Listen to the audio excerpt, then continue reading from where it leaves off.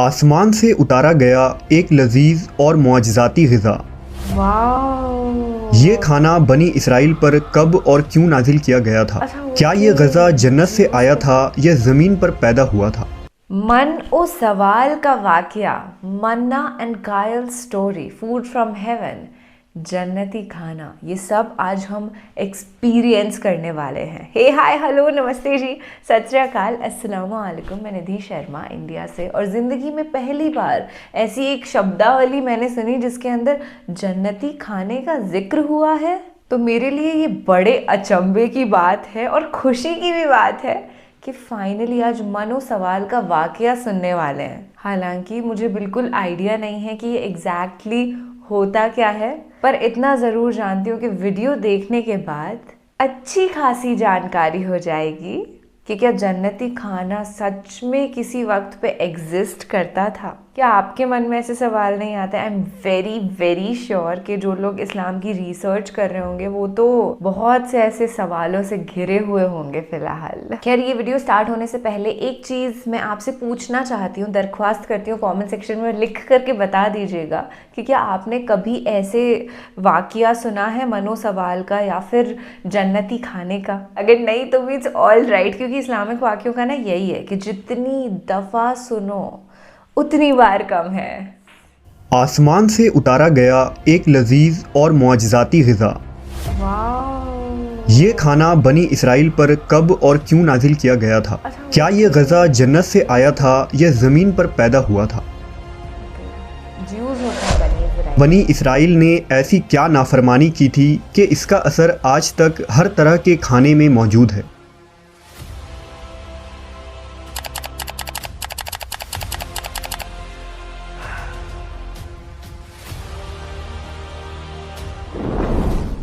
जब अल्लाह ने कौम बनी इसराइल को मिस्र से निकाला और उन्हें फ़िरौन से निजात दे दी, तो बनी इसराइल ने हज़रत मूसा अलैहिस्सलाम की रहनुमाई में बहर अहमर को पार किया और फ़िरौन अपने लश्कर समेत समुंदर में गर्क हो गया।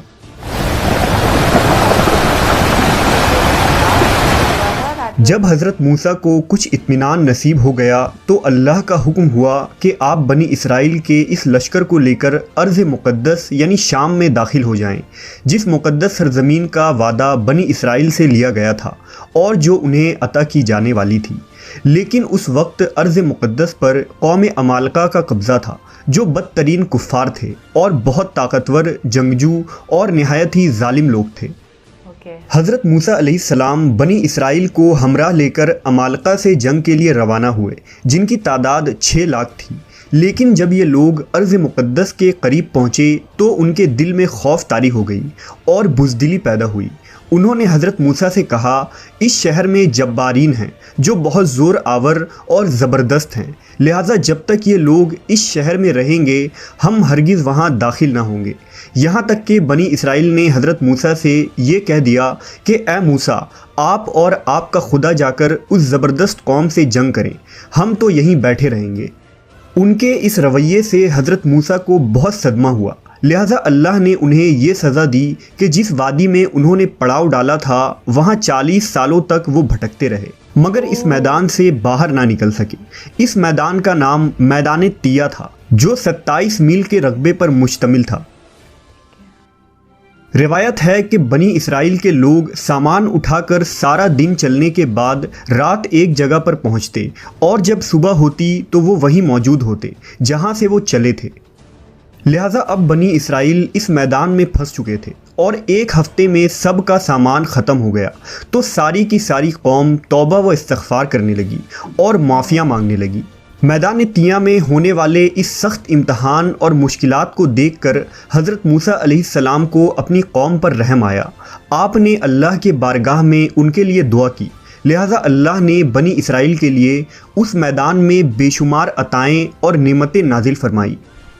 जब बनी इसराइल को प्यास की शिद्दत महसूस हुई तो हज़रत मूसा ने अल्लाह के हुक्म से अपना असा एक चट्टान पर मारा, तो उस चट्टान से बनी इसराइल के 12 कबीले के लिए 12 चश्मे जारी हो गए।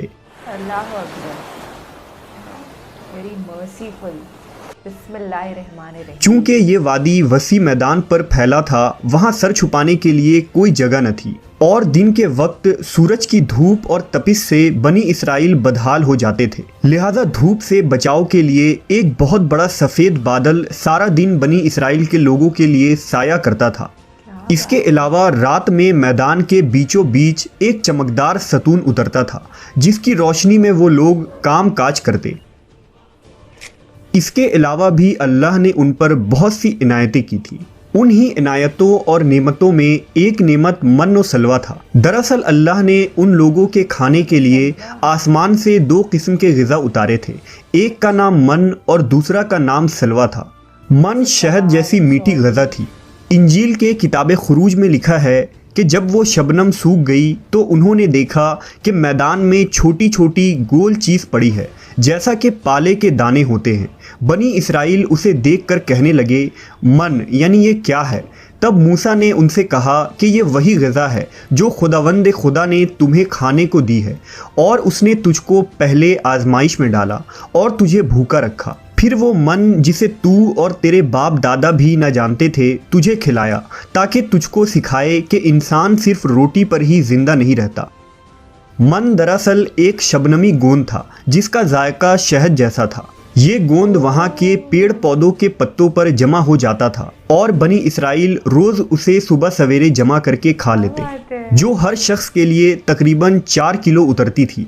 जो शख्स उस वक्त सोया रहता था वो उस दिन के खुराक से महरूम रहता था। और सलवा एक किस्म का परिंदा था जिसे बटेर कहते हैं। जब शाम के वक्त जुनूब की तरफ से हवाएं चलती तो उन परिंदों के हुजूम बनी इसराइल के खैमों के करीब आकर बैठ जाते। लिहाजा वो लोग उन्हें बाआसानी पकड़ लेते और भून कर खाया करते। मन और सलवा ऐसा खाना था जो इंतहाई आसानी से हज़म हो जाता था। रंग, खुशबू और जायके में बेमिसाल था। इसके अलावा बनी इसराइल पर अल्लाह की तरफ से ये मुआजिज़ा हुआ कि उनके बाल और नाखून बड़े नहीं होते थे, ना कपड़े फटते ना ही मैले होते, और जिन बच्चों की भी पैदाइश होती उनके जिस्म पर कुदरती लिबास होता जो जिस्म के साथ बड़ा होता जाता था। इस तरह इस वादी तिया में बनी इसराइल मन और सलवा और उन चश्मों के सहारे एक बेहतरीन ज़िंदगी गुजार रहे थे। हज़रत मूसा अलैहिस्सलाम का ये हुक्म था कि रोज़ाना तुम लोग मन और सलवा को खा लिया करो और कल के लिए हरगिज़ इसका ज़ख़ीरा ना करना। मगर बाज़ लोगों को ये डर लगने लगा कि अगर किसी दिन मन और सलवा ना उतरा तो हम लोग इस चटियल मैदान में भूखे मर जाएंगे। चुनांचा उन लोगों ने मन और सलवा में से कुछ छुपाकर कल के लिए रख लिया। लिहाजा नबी की नाफरमानी करने पर ऐसी नहुसत फैल गई कि जो कुछ लोगों ने कल के लिए जमा किया था वो सब सड़ गया और आइंदा के लिए उसका उतरना भी बंद हो गया। लिहाजा अहादीस मुबारका में रसूलुल्लाह सल्लल्लाहु अलैहि वसल्लम ने इरशाद फरमाया है कि बनी इसराइल ना होते तो ना खाना कभी ख़राब होता और ना गोश्त सड़ता। खाने का ख़राब होना और गोश्त का सड़ना इसी तारीख़ से शुरू हुआ, वरना इससे पहले ना खाना बिगड़ता था और ना गोश्त सड़ता था। दुनिया के मुख्तलिफ़ कौमों और मज़हबों में भी आसमान से उतरने वाले ग़ज़ाओं का जिक्र मिलता है। बुद्ध मत के रवायतों के मुताबिक जब दुनिया का एक चक्कर ख़त्म हो जाता है तो आसमान से ग़ज़ा बरसने लगती है। इसी तरह हिंदू मज़हब के पुराण ऋग्वेद और अथर्ववेद में भी बादलों से शहद बरसने का जिक्र मिलता है। और कदीम यूनानियों के यहाँ भी एक ऐसी आसमानी ग़ज़ा का जिक्र मिलता है जिसका जायका शहद जैसा था। यही शहद जब दरियाओं पर बरसता तो उनका रंग दूध की तरह सफ़ेद हो जाता।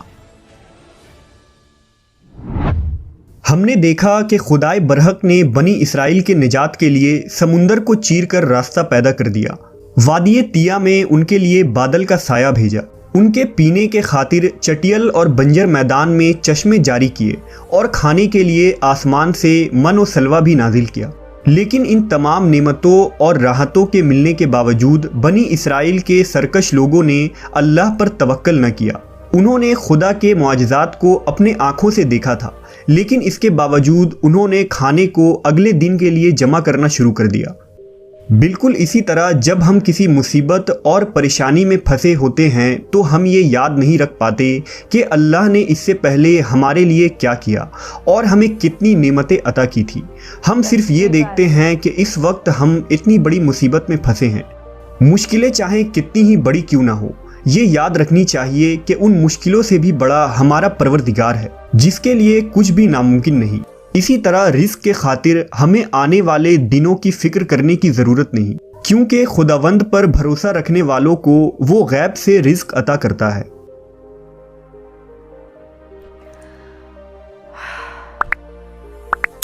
बिस्मिल्लाहिर्रहमानिर्रहीम जितनी बार कहा जाए उतनी ही मर्तबा कम है, क्योंकि वो अल्लाह अकबर है।